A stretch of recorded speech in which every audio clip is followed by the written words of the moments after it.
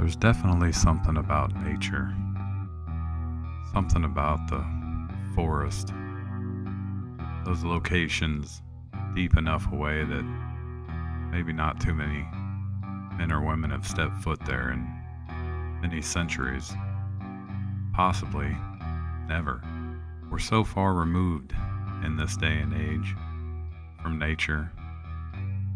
I think some people might not even believe that at one point in time we were bound to the forest, having to learn how to survive, how to start fires, how to find clean drinking water, hunting and gathering for everything we needed throughout the day,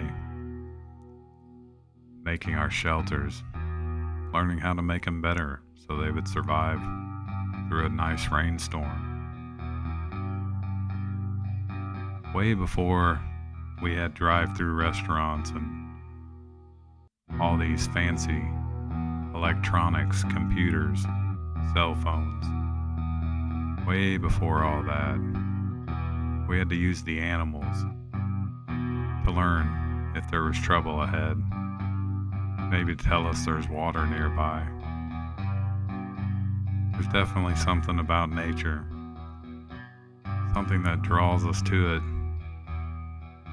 and at the same time, maybe even scares us a little bit. Maybe it scares us to think that we may have to go back to those woods, because somewhere in our ancient DNA, we know that the woods are dangerous, that we're not near as protected out in the woods as we are with our four walls and a roof, locks on our doors, even weapons and ammunition. Way back in the day, we'd have to use whatever we could find laying around, a rock or a stick. Eventually, we learned how to make bow and arrows, spears, things that could help us against the dangers in the woods.